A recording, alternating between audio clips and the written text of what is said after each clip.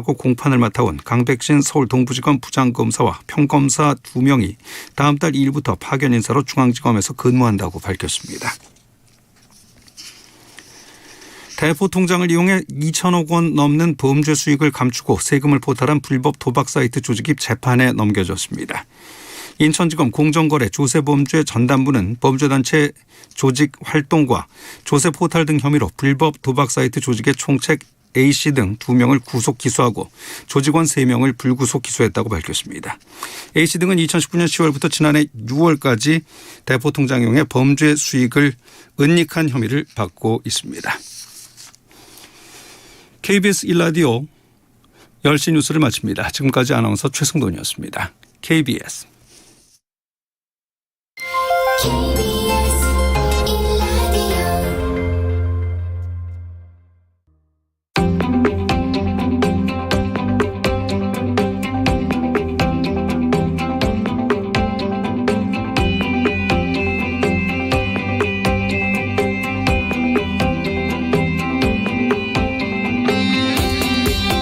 김성환의 시사야.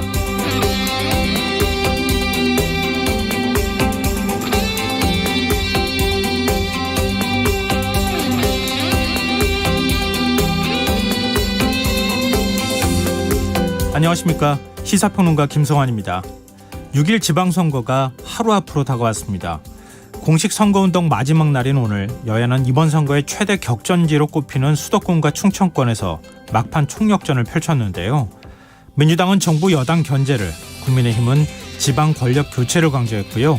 정의당은 거대 양당 정치를 극복할 대안 세력이 필요하다며 목소리를 높였습니다. 정치권과 언론에선 이번 선거를 두고 대선의 연장선이란 수식어를 붙이고 있지만 지방선거는 풀뿌리 민주주의, 지방자치를 책임질 지역의 일꾼을 뽑는다는 점에서 대선 혹은 총선과는 다른 중요한 의미를 갖는데요. 그런 만큼 지역의 현안에 관심을 기울이는 후보자를 꼼꼼히 검증해서 소중한 한 표 행사하셨으면 좋겠습니다. 자세한 정치권 소식 잠시 뒤 이어지는 뉴스에서 자세히 살펴보겠습니다. 오늘 오전 경남 밀양의 한 야산에서 발생한 산불이 강한 바람을 타고 확산했습니다. 산림당국은 산불 3단계를 발령하고 진화 작업에 총력을 기울이고 있는데요. 더 깊이 있게 들여다보는 인터뷰 시간에서는 밀양 용포마을 이장과 전문가를 차례로 연결해 산불로 인한 피해, 지역 상황은 어떤지 살펴보고 최근 대형 산불이 잇따르는 이유가 뭔지, 대책은 또 없는지 함께 이야기 나눠보겠습니다. 화요일마다 찾아오는 시간이죠. 빅데이터를 통해 인터넷 이슈를 살펴보는 이슈 이수당 포럼도 마련됐으니까요. 많은 관심 부탁드립니다. 김성환의 시사에는 청취자 여러분들의 많은 관심과 참여 기다립니다. 방송 내용과 관련해 의견 있으신 분들은 문자 보내주십시오. 당첨된 분들께는 모바일 상품권 보내드릴 텐데요. 참여하실 번호는 샵 9730이고요. 짧은 문자는 50원, 긴 문자는 100원의 정보 이용료가 부과됩니다. 콩 게시판을 통해서도 무료로 참여하실 수 있고요. 콩 어플리케이션과 KBS 1라디오 유튜브 채널을 통해서도 저희 방송을 실시간으로 시청 또 참여하실 수 있습니다. KBS 1라디오 김성환의 시사야. 그럼 지금 시작하겠습니다.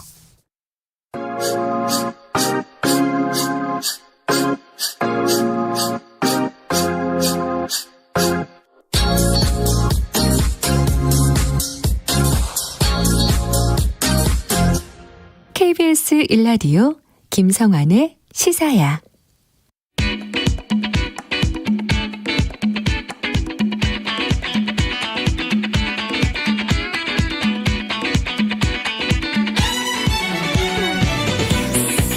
오늘 놓쳤던 뉴스 꼼꼼히 정리해드리는 뉴스야 시간입니다.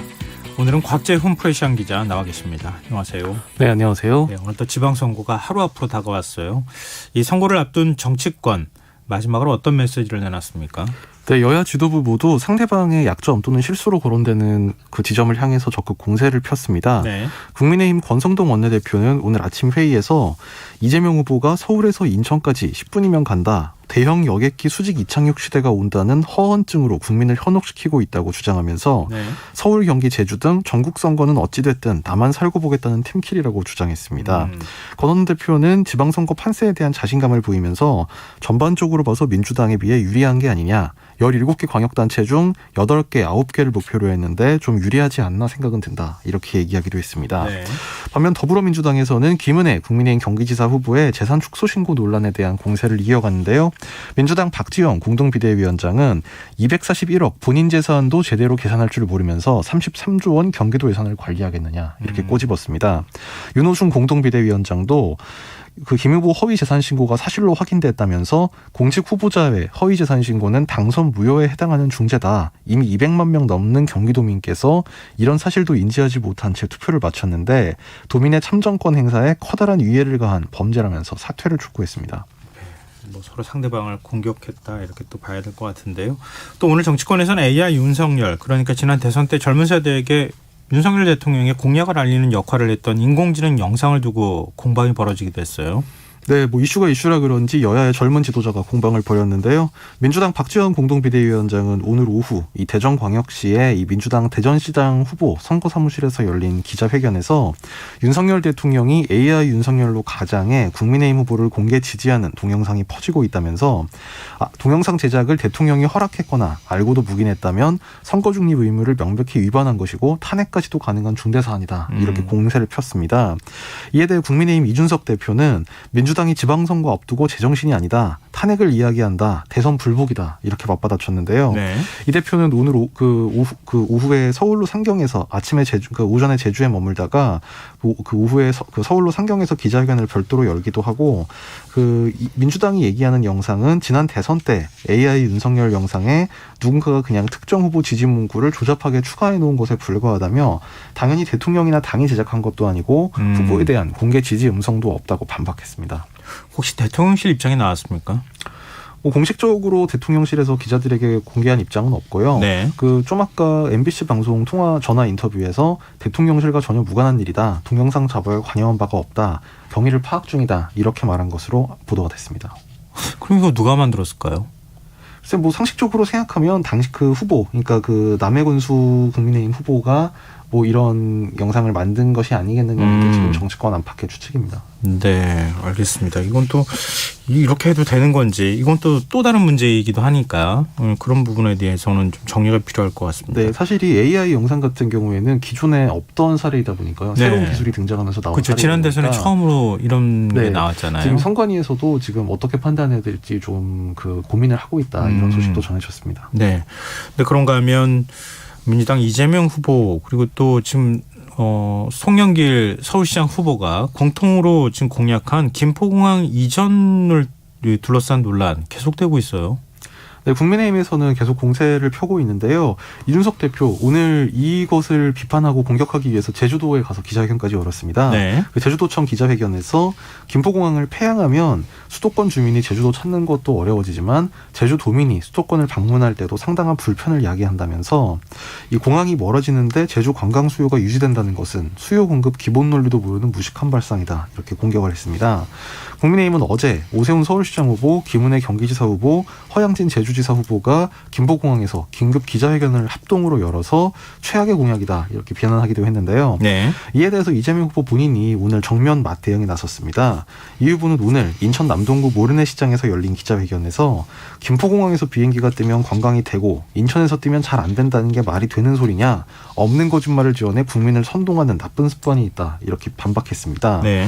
또 김포공항 이전이 제주도 관광산업을 위축시킨다는 주장에 대해서 5살 어린아이 투쟁이거나 알고도 하는 거짓말이다 하면서 인천 발전을 가로막는 김포공항을 인천공항으로 통폐합 이전하고 강서, 김포, 계양 일대에 수도권 서부 지역 핵심 거점 도시를 건설해야 한다. 이렇게 정면 돌파를 선언했습니다. 네. 근데 뭐 이게 오세훈 서울시장도 김포공항 이전에 대해서 검토한 바가 있다. 긍정적인 입장을 밝혔다. 이렇게 또 민주당에서는 주장했었잖아요. 네, 추진하겠다 이렇게 명시적인 입장을 밝힌 거랑은 조금 거리가 있는데요. 네. 이재명 후보 측 김남준 대변인이 오늘 논평에서 오세훈 서울시장 후보가 작년 7월 1일 서울시위의 시정 질문에서 민주당 시의원이 김포공항 이전에 대한 견해를 묻자 상당히 경청하고 검토해 볼 만한 제안이라고 생각한다고 답변했다. 이거를 이제 찾아내서 공개를 했습니다. 네. 또 국민의힘 이기재 양천구청장 후보가 선관위에 제출한 5대 공약에서 김포공항 이전 지속 추진을 약속했다. 이 점도 민주당이 강조를 하고 있습니다. 네, 알겠습니다. 그리고 이번 지방선거 최대 격전지로 꼽히는 경기도 이 후보 간의 고소고발전이 지금 난무하고 있어요. 네, 민주당 김동연 경기도지사 후보에 대해서 그 국민의힘 김은혜 그 경기도지사 후보 측에서 어제 오후에 새로운 그 의혹을 하나 들고 나왔습니다. 네. 그 한마디로 이제 김동연 도지사 후보가 경제부총리 시절 지인 업체에서 한 2억 5천만 원어치 명절 선물 세트를 이제 아는 업체에 몰아줬다. 정부 구매 예산으로 몰아줬다. 이런 주장이었는데요. 네. 김동연 후보는 오늘 아침 라디오 방송 인터뷰에서 전혀 사실이 아니다. 깨끗하고 정당한 절차를 밟아 국가계약법에 따라서 한 것이다. 이렇게 반박을 했습니다. 김은혜 후보 측에 대해서는 지금 김동연 후보가 이 재산 허위 신고, 이 축소 신고 여기에 대해서 이 공직선거법 위반이다 이렇게 공세를 하고 있는데요. 네. 김동연 후보도 오늘 국회에서 기자회견을 열고 웬만한 우리 이웃 전 재산보다 많은 분당 아파트 한 채 가격을 착오로 빠뜨렸다고 한다면서 고의로 재산 신고를 축소하고 거짓말했다면 공언한 대로 처벌을 받아야 한다고 강조했습니다. 네. 이거 저 주장이라기보다는 중앙선관위에서 조사해서 축소 신고한 건 맞다 이렇게 판단했다는 거잖아요. 네, 그렇죠. 이제 예. 거기에 대해서 김은혜 후보 측에서는 단순히 실수다. 이제 이것에 대해서 네. 김동연 후보가 주장이라고 표현을 한 거고요. 김동연 후보 측에서는 이거는 실수일 게 아니라 뭐 말하자면 뭐 의도적인 허위 신고라면 이제 처벌 대상이 된다. 네. 이 점을 지적을 한 겁니다. 서울 교육감 선거 특히 보수 후보들 간의 비방전이 거센 상황이에요. 네, 그 박선영, 조영달, 조전혁 후보 이 세 명이 그 보수 성향 교육감 후보로 지금 분류가 되고 있는데요. 예. 당초 이제 단일화 논의가 좀 진행이 됐었는데 네. 오늘 오후까지도 합의를 이루지 못한 채 각자 막판 유세를 폈습니다. 그러면서 세 후보 간 신경전을 벌였는데요. 박선영 후보는 조전혁 후보는 선거 비용 관련 경찰 조사를 받게 됐다. 조영달 후보는 보수들의 사랑을 전혀 받지 못하고 있다. 이렇게 두 후보를 모두 비판했고요. 조영달 후보도 학교폭력 가해자이자 범법 의혹자 조전혁, 위장 전입, 거짓 사태자 박선영 같은 정치인들에게 교육의 집을 맡길 수 없다. 이렇게 주장을 했습니다. 조전혁 후보도 박선영과 조영달을 찍으면 조연이 된다면서 자신에 대한 지지를 호소했습니다. 네. 좀 화제를 바꿔볼까요? 오늘 국무회의에서 법무부 내의 인사검증 조직을 신설하는 방안이 의결됐어요. 네, 오늘 오전 한덕수 국무총리 주재로 정부 세종청사에서 국무회의가 진행됐는데요. 오늘 회의에서는 법무부와 그 소속기관 직제 시행규칙 일부 개정령안과 공직 후보자 등에 관한 정보의 수집 및 관리에 관한 규정 일부 개정안이 역시 상정 의결이 됐습니다. 네. 이 주무부처 장관이라고 할 수 있는 한동훈 법무장관은 서울청사 국무회의실에서 영상으로 회의에 참석했는데요. 오늘 통과된 안의 골자는 지금까지 공직자 인사검증 기능을 대통령 비서실, 민정수석실에서 했었는데 그 역할을 법무부에 이관한다. 이것이 이제 골자입니다. 민주당은 헌법재판소에 제소하겠다는 입장이에요. 네, 윤호중 그 민주당 공동비대위원장은 오늘 오전 이 헌법재판소의 위헌제소, 권한쟁의 소송 등을 진행하겠다 이런 입장을 밝혔습니다. 네. 또 민주당 이수진 대변인도 민주당은 윤석열 정부가 국민의 우려와 야당의 경고도 무시한 채 독주를 강행한다면 한동훈 법무장관 해임 건의안을 검토하겠다고 분명히 경고했다 이렇게 다시 한 차례 경고를 했습니다. 네. 법원과 법무부 내부 분위기는 어떻습니까? 법원 쪽에서는 아무래도 좀 좀 꺼리는 듯한 분위기가 감지가 되고 있는데요. 네. 이 전국 공무원 노조, 이 법원 노조에서 민주주의 헌법 정신을 가진이라면 누구든 나서서 막아야 한다. 오늘 이런 성명서를 내부 게시판에 게시를 했다고 밝혔습니다. 네. 이 공무원 노조 법원본부는 공직 후보자 중에는 대법원장, 대법관, 헌법재판관이 있어 결국 법무부에서 사법부 최고위 법관을 선택하는 결과를 가져온다면서 이것은 상권 분립을 파괴하고 검찰공화국을 만들겠다는 저희와 다름없다고 주장했습니다. 네. 반면 법무부와 검찰 측에서는 아무래도 이 자신들 측의 권한이 강화되는 만큼 상대적으로 좀 반기는 분위기도 감지가 됐다고 합니다. 네. 어제 대통령실 관계자 말을 통해서 윤석열 정부가 특별감찰관 폐지를 검토하고 있다 이런 보도가 나왔었는데 대통령실이 입장을 냈어요. 이 입장이 달라진 겁니까? 아니면 애초부터 입장이 없었던 겁니까? 그러니까 어제 사실상 특별감찰관을 임명하지 않을 것이다. 그러니까 감찰관 폐지라기보다는 이 윤석열 대통령이 임명하지 않을 것이다. 이제 이런 취지의 보도가 나왔었는데요. 네. 오늘 거기에 대해서 이제 주워 담는 번복이라고 할 수 있는 그런 입장 표명이 있었습니다. 네. 대통령실이 오늘 여야가 특별감찰관 후보 3명을 추천하면 대통령은 법에 따라 지명하지 않을 방법이 없다면서 특별감찰관 폐지를 논의하는 것처럼 비춰져 혼선을 드렸다. 죄송하다. 이렇게 밝혔습니다. 어제 대통령실에서는 이제 관계자 발로 검수안박, 민정수석실 폐지, 대통령실 사전 컨트롤 타워 폐지 등 여건이 이전 정권과 크게 달라졌다. 그래서 이 윤 대통령도 이전 문재인 정부와 마찬가지로 이 특별감찰관을 임명하지 않을 것 같은 취지의 언급을 했는데요. 네. 이와 관련해 이 관계자는 전날 발언은 특별감찰관제를 포함해서 공직자 부패를 발본색원할 수 있는 더 효과적인 방안이 있는지 모색하겠다는 것이었다. 이렇게 어제 발언을 좀 철회를 했습니다. 네. 근데 입장을 바꾼 배경 어떻게 봐야 됩니까? 그 여권 내에서도 이 특별감찰관 관련 어제 입장에 대해서 상당히 비판적인 목소리가 많이 나왔거든요. 네. 어제 국민의힘 장제원 의원, 이 대통령 당선인 비서실장을 지낸 이른바 윤핵관으로 불리는 그 인물인데요. 네. 윤 대통령은 국회가 법을 개정하거나 폐지하지 않는데 법을 무력화시킬 분이 결코 아니다. 그러면서 대통령 참모는 대통령의 이중과 뜻을 정확하게 파악하고 있어야 된다. 이렇게 공개적으로 대통령실 참모들을 나무라서 눈길을 끌었습니다. 네. 또 국민의힘 권성동 원내대표 역시 또 윤핵관으로 불렸던 인사인데 오늘 기자들과 만난 자리에서 지방선거가 끝나면 민주당과 협의해서 특별감찰관 후보 3명을 추천할 계획이다. 이렇게 특별감찰관제 존속에 힘을 보탰습니다.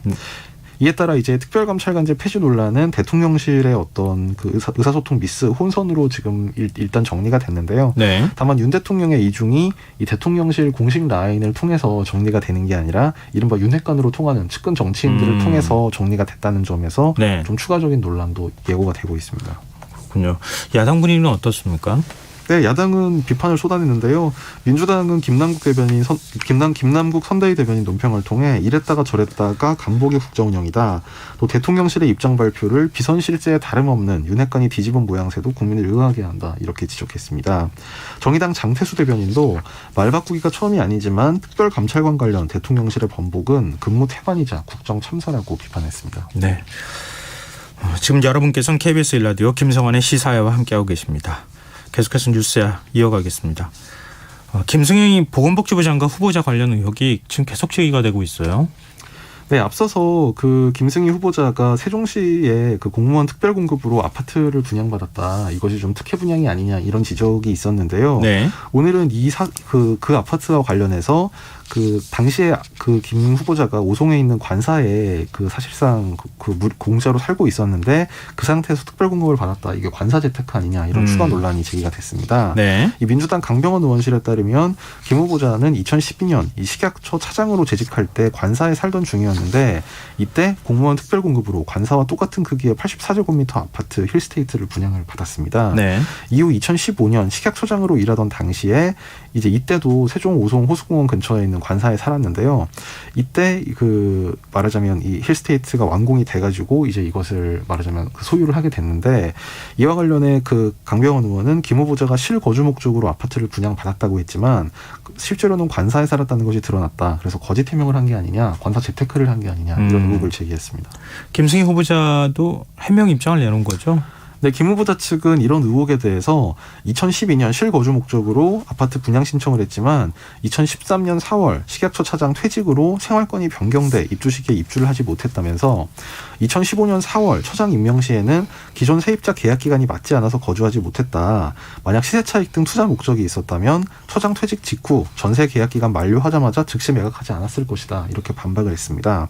그러면서 이 식약처장으로 이제 그 임명됐을 당시에 분양가 외에도 확장 또 시스템 에어컨 5대 설치를 위해 추가로 비용을 지불하고 공사하는 등 실거주 목적으로 분양받은 것이 맞다고 해명을 했습니다.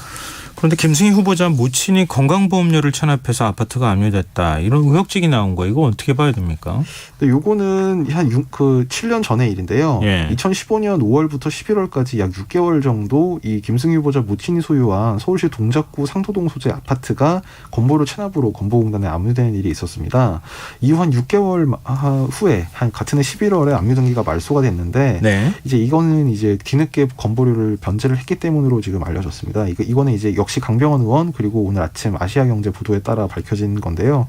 김승희 후보자 인사청문회 준비단은 가족사안은 개인정보이고 모친사안은 후보자 역량 자질과는 무관하다 이런 입장을 밝혔습니다. 네. 그리고 공수처가 이른바 고발사주 의혹과 관련해 윤석열 대통령을 무혐의 처분한 바 있는데요. 고발사주 의혹 법원의 판단을 다시 받게 됐다고요? 네, 이거는 고발인이 시민단체, 이 사법정의 바로 세우기 시민행동이란 단체에서 재정 신청을 냈기 때문인데요.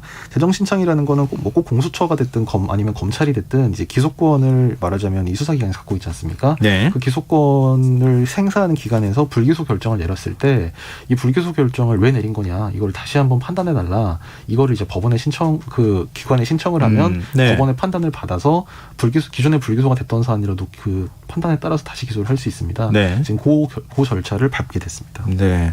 또 공수처가 고발사주 의혹과 관련해서 손준성 검사 기소하고 공범으로 지목됐던 김웅 의원에 대한 수사를 검찰로 넘겼잖아요.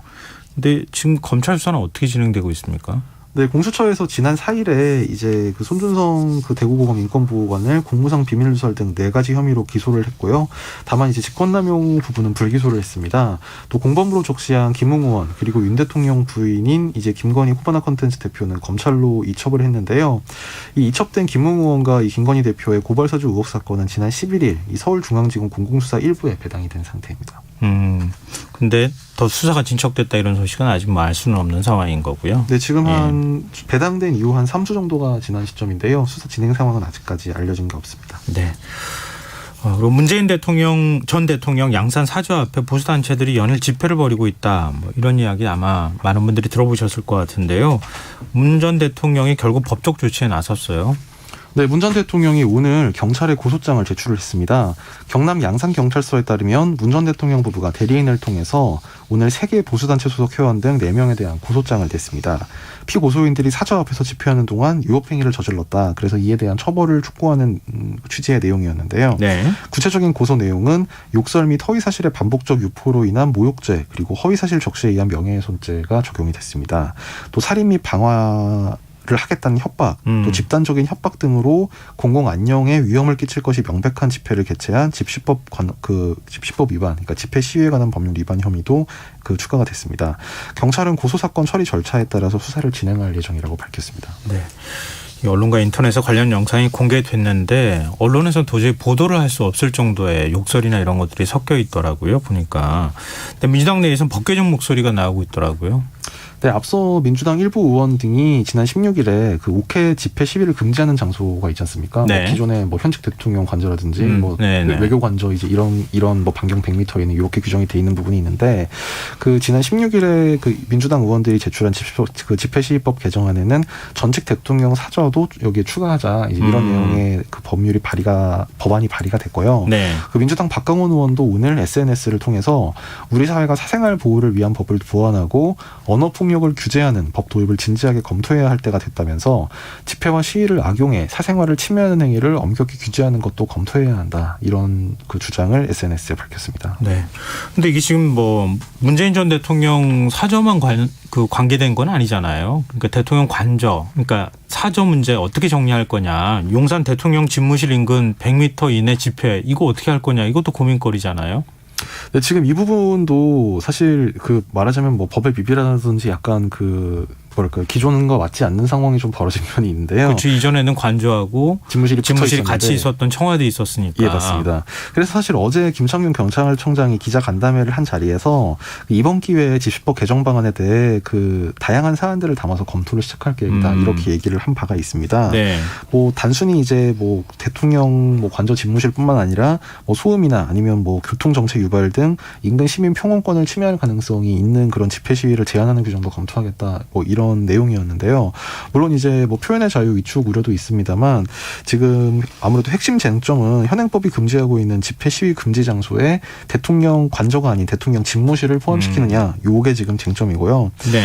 앞서서 법원에서는 대통령 집무실은 관저에 포함된다고 볼 수 없다. 근데 이 취지는 이제 대통령 집무실 인근에서는 집회를 할 수 있도록 허용해야 한다. 이제 이런 취지의 말하자면 결정을 내렸었기 때문에 네. 이 부분에 대해서 뭐 국회의 어떤 추가적인 입법이나 뭐 이런 절차가 좀 뭐 있어야 이제 말하자면 실질적으로 금지를 할 수 있을 걸로 보입니다. 다만 현재 경찰에서는 그 법원에서 이 집행 정지 신청을 일부 인용을 했는데 그러니까 여기서 집회를 할 수 없다는 거에 대해서 그 못하게 하는 행위를 집행 정지 그러니까 해도 좋다는 법원에서 그 임시적인 결정이 나온 건데요. 경찰에서는 이 소송의 본안 소송 결과가 나오기 전까지는 계속해서 이 금지 방침을 유지하겠다. 물론 법원에서 이건 해도 된다라는 결정이 나온 거는 어쩔 수 없지만 다른 건에 대해서는 여전히 금지 방침을 유지하겠다는 입장이라서 그 뭔가 국회 논의라든지 뭐 이런 방법을 통해서 좀 이 문제를 해결하는 게 필요해 보입니다. 네, 알겠습니다. 오늘 뉴스 여기까지 하겠습니다. 지금까지 곽재훈 프레시안 기자였습니다. 고맙습니다. 감사합니다.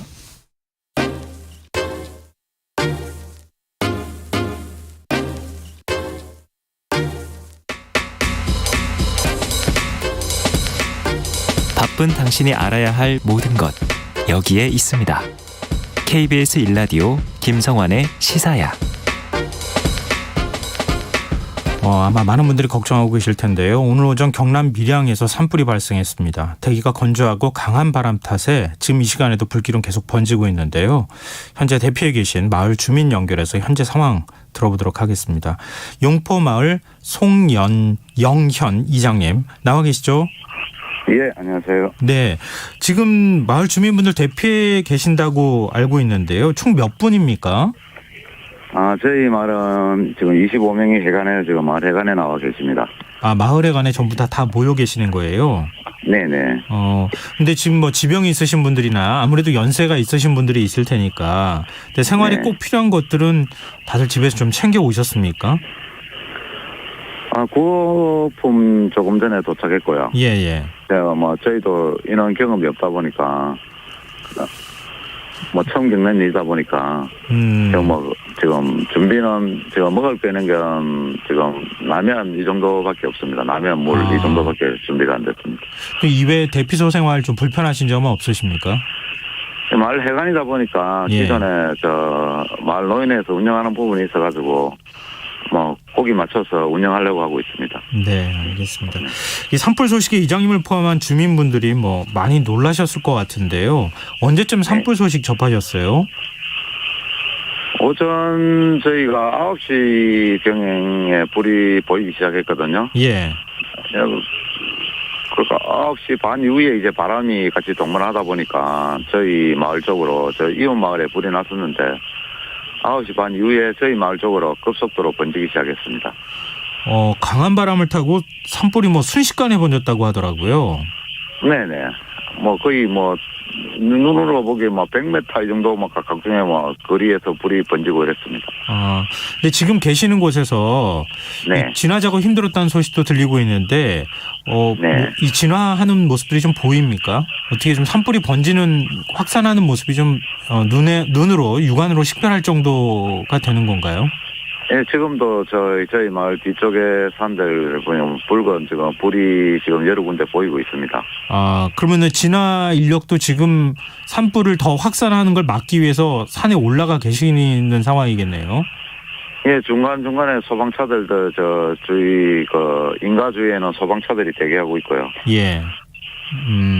전국이 다 가물었지만 밀양 지역도 비가 안 와서 아주 건조한 상태였다고 하더라고요. 어느 정도였습니까? 거의 2달가량 비를 못 봤습니다. 저희 지금 농번기인데도 지금 못자리를 못하는 분들도 많이 계시거든요. 물이 없어서. 네. 농사 지을 수 있는 물이 부족할 정도니 얼마나 가물었을까 이런 생각이 드는데요. 이장님이 계신 용포마을을 포함한 화재 현장 인근 지역에 민가와 축사, 추나 농공단지 그리고 요양병원들이 있다고 들었는데요. 혹시 불길이 그쪽으로 향하거나 하지는 않습니까? 현재 거기는 잘 막으신 것 같고요. 낮에 헬기가 동원이 많이 돼가지고 인가까지 번지는 거는 지금 현재로 막았는데 내일 이 바람 방향이 또 다시 이쪽에 마을 쪽으로 불지 않을까 싶어 걱정입니다. 바람이 방향이 바뀌면은 마을도 피해를 입을 수 있는 상황인 겁니까?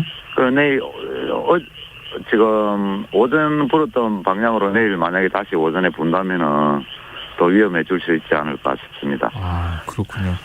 근데 지금 산불이 발생한 곳으로 추정되는 지점이 평소 사람들의 왕래가 좀 많은 곳이었습니까?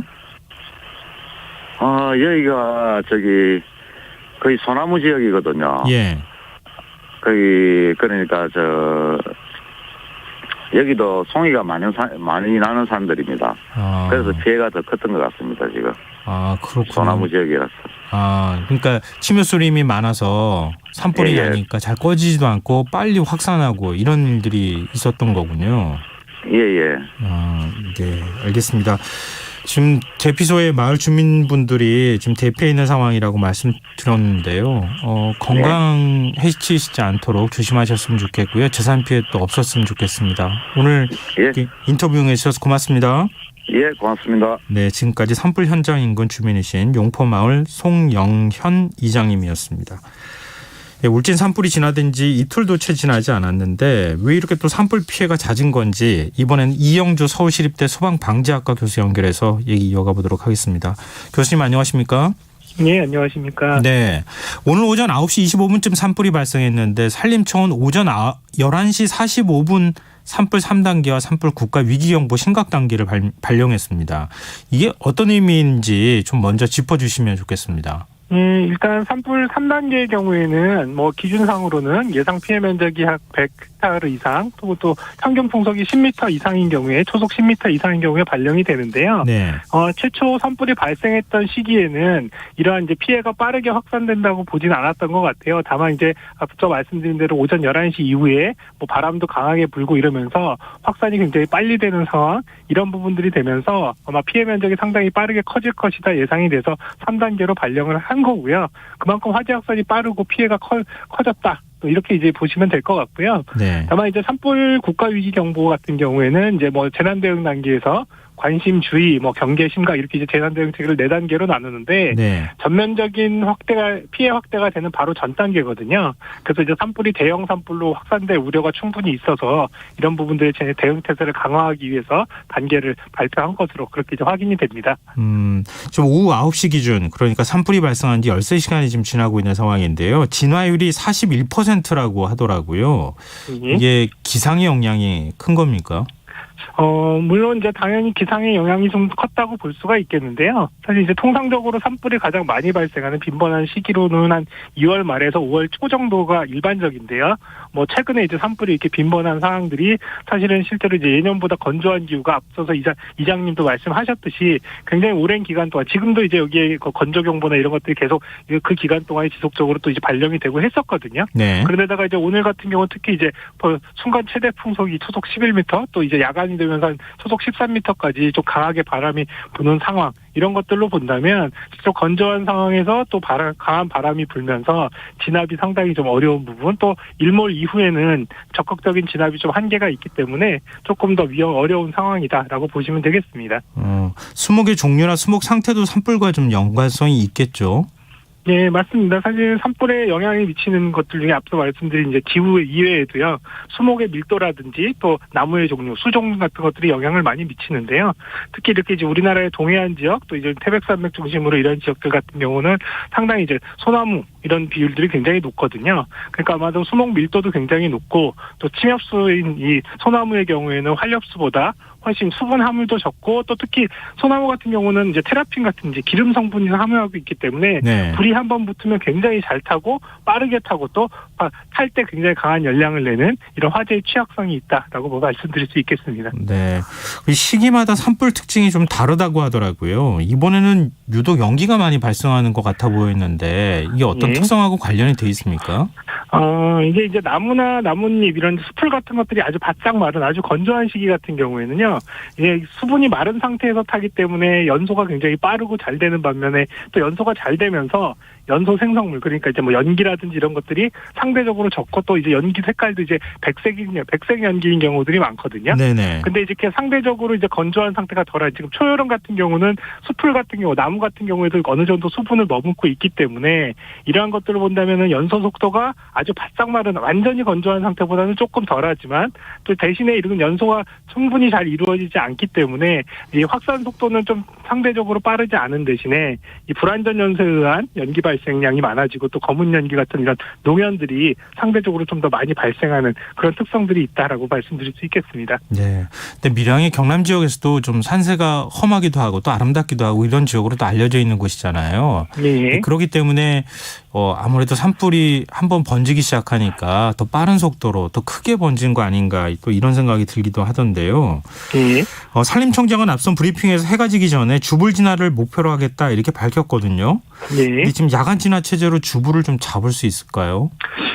근데 이제 기대는 할 수는 있겠지만 사실 야간 진화 특성상 헬기 등을 이용한 이런 공중 진화 이런 적극적인 진압이 좀 불가능하기 때문에 지상에서의 어떤 적극적인 진압이 가능하다고 한다면 어느 정도 가능하지 않을까 생각은 됩니다만 또 강한 강풍도 예상되어 있고 또 현장에 이런 이제 접근성이라든지 이런 부분들로 온다 그러면 오히려 이제 야간에는 화재 확대가 더 이상 안 되게끔 하고 이런 부분들로 좀 잘 정리가 된다면 내일 중에는 주불을 진압할 수 있는 그런 가능성이 있지 않나 이렇게 생각은 됩니다.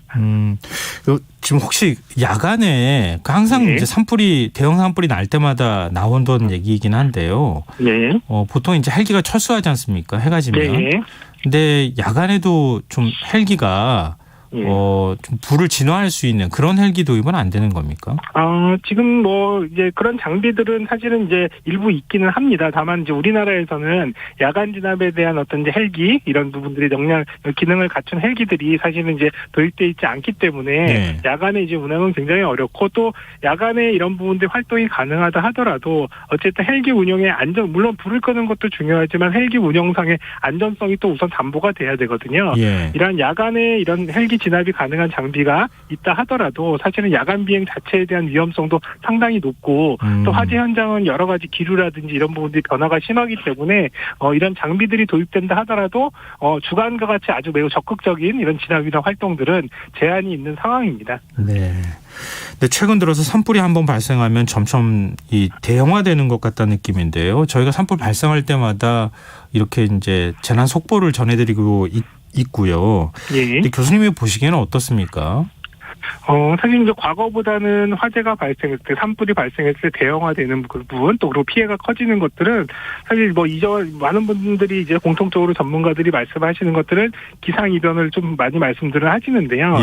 과거랑은 다르게 이렇게 이제 건조한 기후가 이제 이상적으로 좀 더 길어지는 상황들이거든요. 사실은 지금 때쯤이면 어느 정도 갈수기가 해소가 되고 여름으로 접어들면서 조금 더 이런 습도도 높아지고 이런 상황들이 돼야 되는데 사실은 건조한 기후가 예상보다 훨씬 더 길어지는 상황, 또 국지적으로 강풍들이 발생하거나 이런 부분들 바람의 변화도 심한 것들, 이런 것들이 사실 산불이 한번 발생했을 때 대형화되는 이런 가능성이 점점 높아지고 있다. 또 빈도도 많아지고 있다. 이렇게 보는 거고요.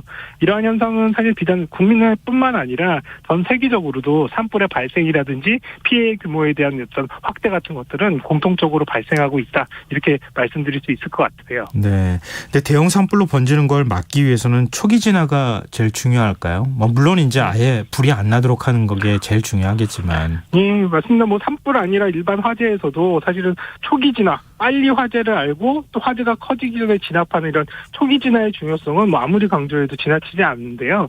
다만 이제 산불의 경우에는 아무리 초기 진화가 중요하다 하더라도 현장의 접근의 한계, 또 그리고 이제 화재 진압 수단이 이제 헬기라든지 이런 부분들로 제약되기 때문에 사실 완벽하거나 신속한 초기 진압이 상대적으로 좀 어려운 부분들이 있습니다. 그래서 초기 진압을 위한 이런 이제 빠른 화재 인지라든지 또 신속한 장비나 인력 투입 이런 여건을 확보하는 건 당연하고요. 또 이와 동시에 이런 부분 초기 진압이 되지 않더라도 피해 확대를 최소화시킬 수 있게끔 이런 부분의 진압 능력 여건들을 좀 강화하는 부분들, 이런 부분들도 동시에 좀 더 강화되고 또 보완될 필요가 있다 생각이 됩니다. 지금 현 상태로는 조금 진화 인력도 좀 부족하고 장비라든가 아니면 초기 진화할 수 있는 여러 가지 시스템을 만드는 데는 좀 한계가 있는 겁니까? 일단 공중진압 중심으로 진행이 되어 있기 때문에 헬기라든지 이렇게 이제 이런 부분들의 이 공중진압 능력은 상당 부분 개선이 돼 있고 또 계속 또 이런 부분들을 확대해 나가는 과정인데요. 다만 문제는 아까 이제 진행자분께서 말씀하신 것처럼 야간이 됐을 때 또 이런 부분들 지상에서의 어떤 적극적인 활동이라든지 이런 부분들이 가능하다면 야간에 화재가 다시 재발화되거나 확대되는 부분들이라든지 또 기상 조건이 안 좋아서 공중진압이 안 됐을 때 지상에서의 어떤 여러 가지 여건들 이런 부분들이 가능하다고 한다면 훨씬 화재에 대한 진압 능력을 높일 수 있다고 보는 거거든요. 네. 그래서 공중진압 능력뿐만 아니라 지상에서의 적극적인 진압을 위한 인력 또 혹은 또 이제 전략이라든지 전술 또 그럼 여기에 필요한 장비의 도입이라든지 이런 부분들도 이제 앞으로는 좀 더 적극적으로 검토할 필요가 있겠다 생각이 됩니다. 네. 이번 산불 원인은 지금 현재 조사 중이다 이렇게 소식이 전해지고 있기는 한데요. 그동안 국내 산불 원인을 좀 조사해 놓은 걸 보면 자연 발화는 거의 드물다고 하더라고요. 예. 이 대형 산불을 예방하기 위해서 어떤 노력이 좀 필요할까요? 일단 산불의 원인은 사실 명확하게 확인하기 어려운 게 또 한계가 있거든요. 다만 이제 목격자라든지 CCTV에서 명확하게 그런 원인에 대한 부분들이 확인되지 않는 이런 원인들 중에서 자연 발화의 가능성도 사실은 뭐 완벽하게 배제할 수는 없습니다. 또 최근처럼 기후적인 영향, 건조하고 바람이 많이 부는 이런 기후적인 영향이 충족이 된다면 작은 점화원, 그러면 자연적으로 발생하는 마찰이라든지 또 이런 것들에 의해서도 충분히 발화가 될 수 있기 때문에 아마도 자연 발화에 대한 부분들의 가능성들은 그래도 계속 염두에 둘 필요가 있겠다 생각이 되고요. 네. 대신에 또 이제 앞으로 산불 예방을 위해서는 뭐 이렇게 꼭 우리가 건조하거나 산불 예방 시기가 아닌 시기에도 언제든지 불이 날 수 있다라는 이런 가능성을 두고 예방 활동 또 각자 이런 부분들에 주의하는 부분도 중요하고 앞서 말씀드린 대로 공중진압 중심보다는 공중진압과 지상 능력에 대한 부분들 또 그리고 최근 들어서는 일반 민가가 있거나 마을까지도 화재 피해가 넓어지는 만큼 방화대 형성이라든지 또 이를테면 또 더 예방적인 조건으로는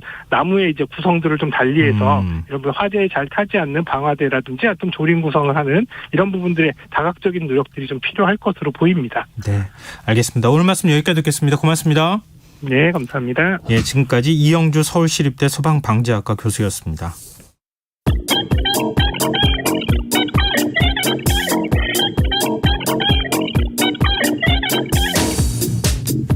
빅데이터로 인터넷에서 화제가 되고 있는 이슈를 살펴보는 시간입니다. 이슈 이쏘다. 빅데이터를 읽어주는 남자 김덕진 미래사회 IT연구소 소장 스튜디오에 나와 계십니다. 안녕하세요. 네, 안녕하세요. 반갑습니다. 김덕진입니다. 자, 한 주간의 이슈 어떻게 뽑으셨습니까? 네, 뭐 지난주 1,496건보다 조금 더 언급량이 늘어나 1,562만 건 정도인데 지난주와 또 키워드 순위가 많이 달라진 것도 있고 네. 비슷한 것들도 있습니다. 역시 1위는요. 연애 분야고요. 키워드는 우리가 모두 다 예상하듯이 칸 영화제를 네. 얘기를 안 할 수가 없죠. 참 진짜 좋은 소식이었어요. 그러니까요. 참 지난주 지난주에는 진짜 손흥민 선수가 아시아를 넘어서는 놀라운 일을 보여주더니 그러게요. 또 이번 주에는 칸에서 정말 송강호, 박찬욱 이 두 분께서 트로피를 금이 환영하는 모습을 보여준 것이죠. 뭐 이제 많이 들으셨겠지만 간단하게 말하면 칸 영화제 트로피가 7개 있는데 네. 그 중에서 우리나라가 2개를 가져온 것이죠. 이게 굉장한 게 보통 경쟁작에만 포함돼도 대단하다고 하는데 7개밖에 없는 본산에서 2개를 우리가 수상했고 또 그것도 또 다른 영화로 2개로 이제 수상을 했다. 또 이제 어떻게 보면은 이란 영화가 한 편이 있었거든요. 이번에 그 받은 것 중에. 그런데 아시아라고 할 때 예전에는 이제 좀 동아시아 뭐 중국이나 일본 영화가 강세였는데 네. 우리나라가 이제 어떻게 보면 이제 한국 영화가 아시아에서 멋진 모습을 보여주고 있다는 것도 놀랍고요. 또 우리나라가 이번에 2개를 받으면서 통산 칸에 7대상을 모두 이제 석권했다고요. 하나 종류별로. 네. 네, 근데 이게 되게 특이한 기록이라는 게 7개 본상을 모두 가져간 나라가 프랑스, 미국, 영국, 이탈리아, 스페인 뭐 이 정도밖에 없다고 합니다. 그러니까 아시아에서는 또 처음이고요. 이제 네. 손흥민 선수랑 비슷하죠. 그 다음에 전 세계를 놓고 봐도 손꼽을 만한데 특히 우리나라 같은 경우는 뭐 산업화 이후에 어떻게 보면 영화 산업이라는 게 있었잖아요. 네네. 그러니까는 우리나라의 그 경쟁작, 그러니까 칸 영화제 경쟁작에 처음 오는 게 2000년대 춘향전인데 그렇게 보면 22년 만에 칸에 있는 트로피 7개를 다 한 번씩은 석권했다. 좀 어떻게 보면은 다른 나라에서는 찾아볼 수 없을 정도의 속도감의 사례다 뭐 이렇게 볼 수도 있을 것 같습니다. 네.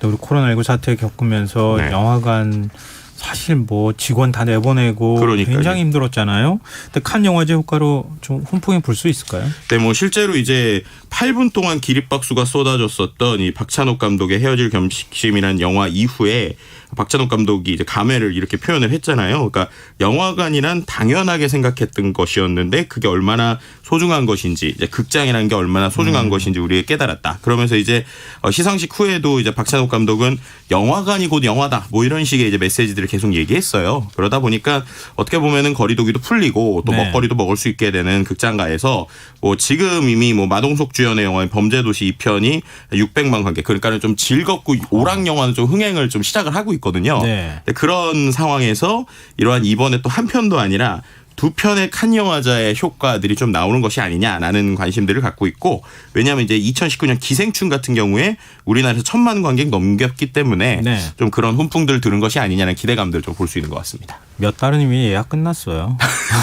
그런 생각이 드네요. 네, 그 다음 계속 했으면 좋겠네요. 계속 이게 개봉이 될 테니까. 그러니까요. 네. 자, 2위 주제는 어떤 분야에서 나왔습니까? 네, 2위 주제는 환경 분야고요. 환경이 확실히 요즘 이슈인 것 같은 게 지난주도 2위였고 이번 주도 2위입니다. 네. 키워드는 연구개발이라는 키워드가 먼저 나왔는데요. 이게 국내 기업들이 미래를 위한 대규모 투자를 하는데 그중에서 IT나 기술 쪽도 있지만 이 탄소 중립의 마중물로 여겨지는 뭐 탄소 포집 활용 기술이나 친환경 연구 개발에 최근에 팔을 높이고 있다라는 이야기입니다. 특히 이제 최근에 뭐 원자재, 원유 가격 급등, 뭐 탄소 중립 이런 기업 입장에서는 승부수를 띄울 수밖에 없는 상황이다 보니까 네. 앞으로의 10년, 20년을 주도할 수 있는 선제적 투자를 좀 하겠다는 것인데요. 특히 이제 이번 주에 이슈가 됐었던 것은 정부에서 이제 탄소 중립 기술 특별위원회를 통해서 네. 철강 산업계와의 협업을 늘린다, 뭐 이런 것들이 좀 포커스가 되는 것 같아요. 왜냐하면 철강 같은 경우가 이제 우리나라에서 아주 중요한 수출이긴 하지만 네. 어쨌든 탄소 배출량이 상당히 높은 분야잖아요. 네, 그러다 보니까 네. 탄소 중립에 대해서 정부에서도 이제 연구 개발 지원을 해주겠다. 그래서 이제 산업계와 함께 이런 기술 쪽을 늘려가자, 뭐라고 하는 것들이 좀 이슈가 되고 있었고요. 근데 그런 게 더 필요한 게 지금 어쨌든 우리가 뭐 아리백 이래서 뭐 재생 가능한 전력으로 뭐 100%를 쓰겠다 이런 얘기를 2050년까지 뭐 이런 얘기를 하고 있잖아요. 네. 그렇다면 지금 우리가 한번 숫자로 한번 봐볼 필요가 있는데 실제 우리나라에 있는 재생 에너지로 우리나라 기업들이 어느 정도까지 쓸 수 있느냐라고 하는 게 좀 아마 짚어봐야 되는 부분인 것 같습니다. 이게 무슨 말이냐면요. 실제로 이제 우리나라의 신재생에너지 발전량이 지난해에 43테라와트시라고 해요. 근데 이게 우리나라 그 전력 상위 5개 기업, 그러니까 뭐 삼성전자나 SK하이닉스 등 5개 기업만 합친 게 전력량이 48테라와트십니다. 네. 그게 무슨 말이냐? 우리나라 전기 많이 쓰는 5개 기업의 전기 생산량만큼도 국내 신재생 에너지가 못한다라는 거예요. 그러니까 그런 상황이면 정말로 모든 기업들이 이렇게 2050년까지 신재생 에너지 혹은 재생가 가능한 전력으로 될 수 있느냐라고 하는 걱정들이 좀 나오는 상황이라고 볼 수 있을 것 같고요. 네. 그러다 보니까 다른 때보다도 이러한 신재생 에너지 혹은 이제 재생 가능한 전력에 대한 관심들 그리고 이런 것들이 좀 더 개발되어야 된다라고 하는 목소리들도 SNS에서 좀 뜨거웠다고 볼 수 있을 것 같습니다. 네. 환경 분야에서 주목해봐야 할 또 다른 키워드가 있다고요? 네, 좀 안타까운 키워드죠. 이제 뭐 앞서서 나왔던 거랑 비슷한 건데 이제 근난면이라는 키워드가 일단 있어요. 그래서 울진에서 일어난 산불 관련 내용입니다. 뭐 지난 주말에 이제 경북 울진에서 발생한 산불이 축구장 203개 정도의 면적을 태우고 23시간 만인 29일 오전에 진화됐었는데 안타까운 건 이제 이 지역이 그 전에 지난 3월에도 이제 대형 산불의 상처가 있었는데 다시 이제 이렇게 화마가 오다 보니까 울진 군민들 특히나 이제 근난면 주변의 군민들이 이제 좀 망연자실했었고요. 그리고 뭐 오늘도 경남 밀양에서 산불이 계속적으로 이어지는 이런 안타까운 일들이 계속 있는 것 같습니다. 또 이제 가뭄이라는 키워드도 좀 이슈가 되고 있는 곳인데요. 네. 지난 겨울 가뭄도 심했는데 올해도 좀처럼 비가 내리지 않아서 가뭄 현상이 계속되고 있는 지역들이 많다 보니까 좀 이슈가 되는 것 같아요. 특히 이제 안동 도산면의 안동호 일대 같은 경우에는 수위가 좀 많이 낮아져서 곳곳에 호수 바닥이 드러나거나 뭐 물웅덩이가 생기기도 하고요. 이제 도선이라고 그러죠. 이제 안동 도산면 동부리와 예안면 부포를 잇는 도선도 이제 당분간 운항이 중단됐다고 하는데 최소한 148m 정도의 수위는 돼야지 도선이 운항된다고 해요. 네. 근데 지금 147m까지 내려가가지고 비가 오지 않아서 도선도 못 움직이는 이런 상황이고요. 이제 어떻게 보면은 작년에도 안동호 저수량이 78%였는데 올해는 이제 같은 시기 되면 50% 정도까지 더 떨어졌다고 합니다. 그만큼 뭐 전반적으로 비도 너무 안 오고 뭐 이렇게 되다 보니까는 이제 농사뿐만 아니라 여러 가지 가뭄 또 화재 이런 것들에 대한 걱정들이 계속 늘어나고 있는 상황이다. 뭐 이렇게 볼 수 있을 것 같습니다. 근데 이게 댐에 있는 저수지잖아요. 그러니까요. 근데 배가 다니지 못할 정도라고 하면 얼마나 수위가 내려갔겠어요. 그러니까요. 참 여러 가지로 걱정입니다. 저 3위 주제 살펴볼까요? 네, 3위 생활 분야고요. 오늘 소비 관련 좀 키워드들이 나왔는데 일단 패션 카테고리에 향수라고 하는 키워드가 나왔어요. 향수가 갑자기 왜 나왔나 했더니 최근에 20, 30대 그러니까 MZ세대들이 향수 시장에 큰 손으로 좀 자리 잡았다고 해요. 네. 특히나 이제 마스크를 벗고 이제 냄새를 맡게 되는 시향이 가능해지다 보니까 지난 4월 25일부터 19일간의 향수 매출이 같은 기간보다 60% 정도 증가했고 특히 2030의 매출이 2배 이상 증가했다고 합니다. 네. 그럼 이제 어떤 향수가 팔리느냐 이것도 좀 상당히 좀 놀라웠는데 네. 뭐 저렴한 향수가 아니라 한 20만 원에서 40만 원대의 향수. 네. 비싼데요? 그러니까요. 근데 이거를 니치 향수라고 부른대요. 근데 이게 니치가 원래 틈새인데 네. 이 틈새가 원래 이탈리아의 니치아에서 파생된 건데요. 어떤 거에서 틈새냐면 전문 조향사가 소수의 취향을 만족시키기 위해서 만든 약간 일종의 맞춤형 프리미엄 향수라고 합니다. 네. 그러니까 이제 어떤 고급 원료를 기반으로 하고 추출 방식이 까다롭다 보니까 어떻게 보면 좀 흔한 향기가 아니라 좀 이제 소수의 향기 같은 거죠. 그러니까 나만의 향기 같은 거에 대한 아이덴티티를 원하는 이러한 그 2030 세대의 매출이 상당히 높아진다고 하고요. 네. 그래서인지 나심비, 그러니까 우리가 나의 심리적 만족을 위한 비용의 대표적인 아이템으로 최근에 20만에서 40만 원대의 그 니치 향수가 좀 관심을 받고 있다고 하는데요. 실제로 이제 국내에 2015년에 한 5천억 원대였던 국내 향수 시장 규모가 2019년에 6천억대로 커졌고 내년이면 6,500억 이상으로 커질 것이다라는 이제 예측들도 나오고 있는 상황입니다. 그리고 또 이제 또 다른 이제 생활 분야 하나 키워드 네. 혹시 먹핑이라고 들어보셨어요? 먹핑? 아니, 전 잘못 들어봤는데요. 네, 되게 이게 그냥 약자죠. 그러니까 먹고 마시자랑 예. 캠핑의 합성어입니다. 아, 캠핑 가서 그럼 먹고 마시자 이렇게 네, 그렇죠. 되는 거예요? 이제 먹핑이라는 게 어떻게 보면은 캠핑 가서 먹고 마시고 즐기는 건데 뭐 간단하게 먹는 것들은 많았잖아요. 네. 근데 이런 것들도 역시 거리두기가 좀 풀리고 실외 마스크 착용 의무화가 해제되니까 아예 소위 말해서 이제 크게 싸들고 가서 이제 즐기는 이런 문화들이 나온다는 거예요. 이제 그러다 보니까는 관련 또 용품들이 또 최근에 많이 팔리고 있다고 하는데 네. 뭐 캠핑의 간단한 어떤 그 크기가 아니라 상당히 뭐 4, 5인용으로 보관할 수 있거나 조리하거나 뭐 이러한 그러니까 캠핑을 돕는 제품들 역시 뭐 인덕션 같은 것들 이런 것들도 최근에 또 많이 판매되고 있다고 합니다.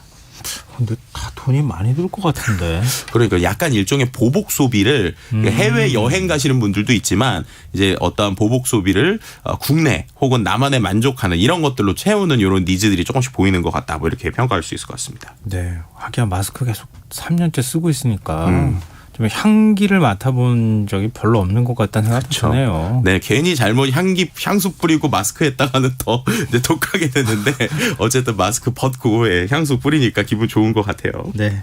자, 4위 주제는 어떤 겁니까? 네, 4위는 IT 과학 분야고요. 중간 요금제인데 이게 예전에도 한번 나왔었는데 어쨌든 좀 그 물가 안정 대책의 하나로 5G 중간 요금제 도입이 공식화됐다라고 하는 것들이 좀 화제가 되는 것 같아요. 네. 정부에서 지난 30일 서민 생활 안정을 위한 긴급 민생 안전 10대 프로젝트 중에 하나로 이용자들이 선호하는 5G 중간 요금제를 이른 시일 내에 출시하도록 유도하겠다라는 건데요. 그러니까 이게 이제 숫자로 보게 되면 실제로 지금 그 5G 요금제가 아주 조금 쓰는 데이터 아니면 아주 많이 쓰는 요금 둘 중에 하나밖에 없다는 거죠. 근데 예를 들면은 한 100GB 정도 쓸 수 있는 요금제 비싼 요금제들이 있는데 네. 실제 5G 이용자들의 월 평균 데이터 이용량이 한 23기가에서 27기가래요. 예, 맞아요. 네, 그러니까는 100기가짜리를 했는데 예. 실제로 쓰는 건 27기가니까 그럼 중간 정도 요금제 만들 수 있는 거 아니냐라고 하는 얘기가 나오고 있는 것이고요. 근데 지금은 10기가에서 12기가짜리 5만 원대, 그다음에 150기가 7만 원대 이 두 개 말고 중간 요금제가 없다는 거죠. 그러니까 중간에 한 뭐 3, 40기가 한 50기가 정도 주고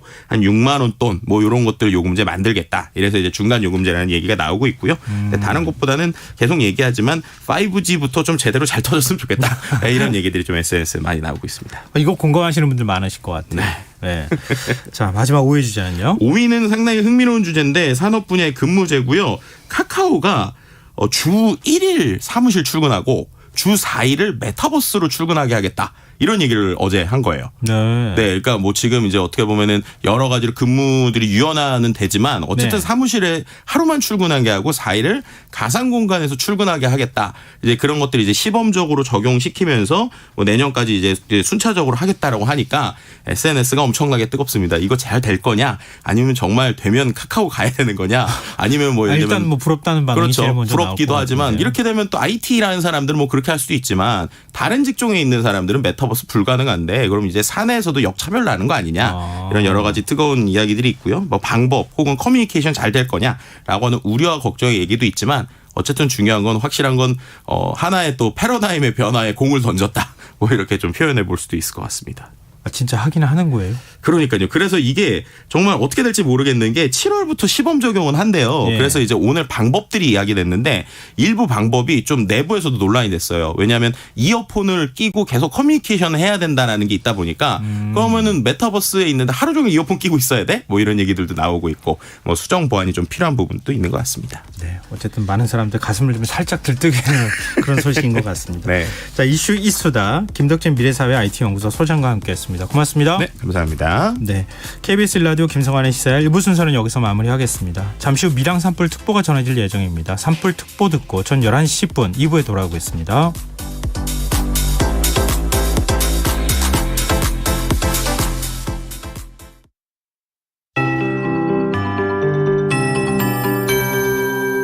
KBS 58분 날씨. 내일은 전국이 오전까지